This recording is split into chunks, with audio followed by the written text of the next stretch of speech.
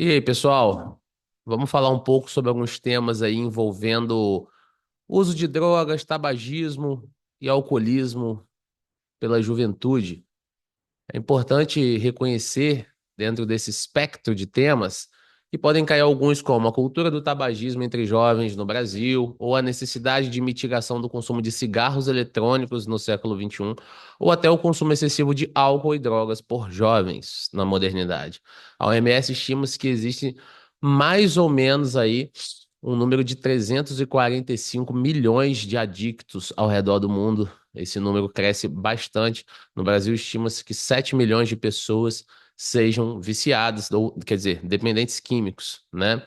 Começando pelo contexto histórico, o século XVI traz a colonização nas Américas e o conhecimento do cultivo do tabaco com as populações nativas. Então, o europeu chegou aqui e aprendeu, né? Os indígenas e os nativos americanos da América Central, da América do Sul, já utilizavam o tabaco, às vezes como na forma de incenso, às vezes enrolado em folhas de milho.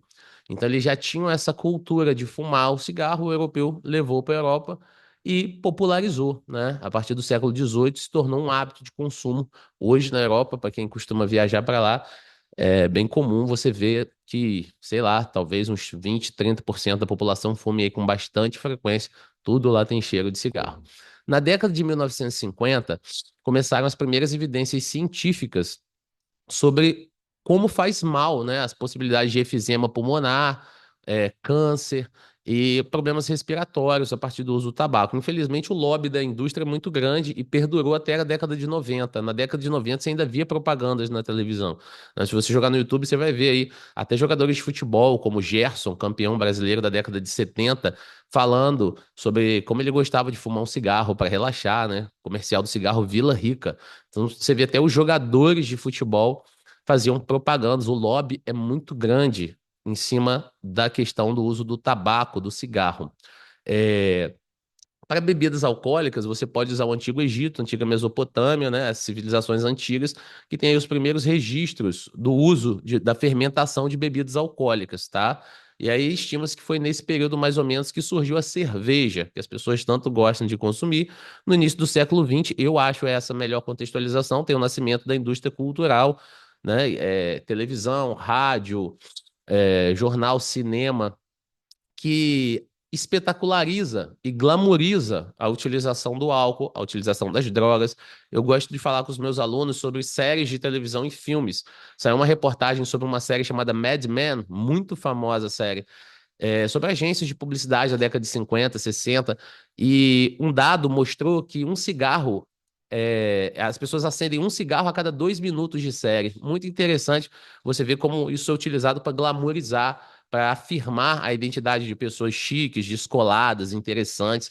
Então, a mídia, até hoje, em 2024, faz esse papel. E a partir de 2010, veio a invenção nessa década de 2010 a 2012, principalmente nesse comecinho da década, a invenção do cigarro eletrônico, que se popularizou muito a partir de 2015 e 2016 e oxigenou e renovou um hábito que via decaindo no Brasil, que era o hábito do tabagismo. O cigarro vinha decaindo, o cigarro é algo que fede, que faz mal, os pais conscientizam os filhos, mas o cigarro eletrônico ele criou aí entre os digital influencers, entre os influenciadores, entre a mídia e até muitas vezes nas próprias obras de ficção, um novo hábito, que é o hábito de fumar o vape. Então a gente tem um problema aí, o cara quer ser o descolado da escola fumando vape. Antes era fumando maconha, antes era fumando cigarro, bebendo. Então a gente tem aí na nossa tese, nos nossos argumentos, a utilização tanto de bebidas alcoólicas, como drogas em geral, como o tabaco, uma ferramenta de autoafirmação a partir de um suposto comportamento subversivo. Eu faço algo diferente, eu sou diferentão, legalzão, eu sou descolado, eu sou o cara legal da escola.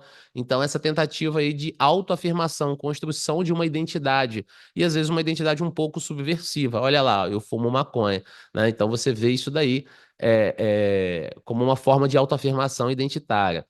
A segunda possibilidade, para jovem não tanto, mas para os adultos bastante, é a utilização de álcool e drogas como válvula de escape diante de realidades insatisfatórias. Tá aí no segundo item. Você percebe que não é. Muitas pessoas utilizam a drogas, utilizam principalmente o álcool, a cerveja, para dar uma suavizada depois de um dia estressante de trabalho. Ou às vezes você está numa época que você não está muito bem, então está ansioso, aí fuma cigarro para acalmar. Então é muito comum a utilização como fórmula de escape. O terceiro ponto que a gente precisa criticar é essa glamorização, essa espetacularização do uso de entorpecentes na mídia, em obras de ficção, né? Se você olhar aí Peaky Blinders, o Thomas Shelby, um cara que fuma toda hora, bebe uísque, você vai olhando as séries de televisão, para quem gosta de usar série, filme, cara, são infinitas, né? Você com certeza conhece várias aí em que as pessoas bebem pra caramba, e isso é tido como uma personalidade diferenciada. O hedonismo, que é a busca pela exploração de prazeres sensoriais instantâneos. Na década de 1960, com a contracultura nos Estados Unidos, essa busca por liberdade sexual, por direitos iguais, veio acompanhada de um uso muito forte de entorpecente, de drogas, e isso intensificou o número de adictos, o número de dependentes químicos. A gente não pode achar que a dependência química é coisa de vagabundo, de preguiçoso. É um problema de saúde. É um problema de saúde da sociedade. Então, cabe criticar aí esse estímulo que existe muito forte ao hedonismo, à busca por esses prazeres, né? Seja o prazer no sexo, nas drogas, no alimento.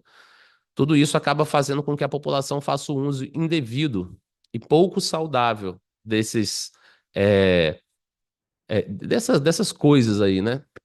o- Algumas citações que vocês podem usar. O excesso de proibição e punitivismo por parte de pais, a falta de diálogo, estimula as pessoas a quererem usar. Tem uma do Freud que é proibir demasiado prejudica a lei. Então, o excesso de proibição, a falta de diálogo, estimula o desejo de desobediência. Essa é uma das citações. A importância de uma mudança comportamental, tem a citação do Maquiavel. Mesmo as leis mais bem ordenadas são impotentes diante dos costumes. Não adianta proibir, não adianta ter uma lei rígida se não houver uma mudança comportamental na população, se não houver a desconstrução desse pensamento, até nas obras de ficção.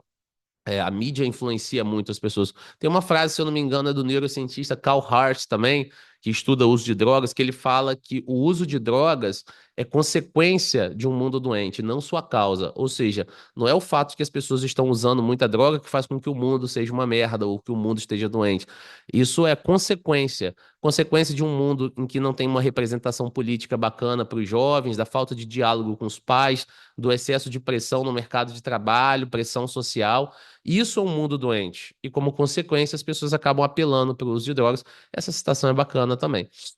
Possíveis propostas de intervenção. É possível falar do Poder Legislativo e do CONAR para a limitação da propaganda subjetiva nos meios de comunicação para menores de idade. Talvez uma classificação etária um pouco mais rígida, para que isso não influencie tanto. Quantos jovens de 10, 11 anos aí não assistem Breaking Bad, Peaky Blinders, Mad Men, séries que influenciam muito a cabeça dos jovens e às vezes acaba levando eles um pouco também a achar bonito e achar interessante esse uso de entorpecentes. Novas disciplinas com sociologia crítica, educação política, para a gente buscar a desconstrução desses padrões de autoafirmação da juventude. Você pode falar de obras de ficção também, que mostram os efeitos negativos do uso de drogas, a ficção engajada, e a contratação de profissionais especializados em ambientes escolares e laborais, ou seja, ambientes de trabalho, para acompanhar psicologicamente as pessoas que possam ter algum tipo de problema e queiram descontar, né, no álcool, nas drogas, psicólogos, psiquiatras. Acho que com isso é possível construir aí uma boa redação sobre esses três teminhas. É isso. Olha quem tá aqui, ó. Gabrielzinho, a lenda do Pedro II. Tranquilo?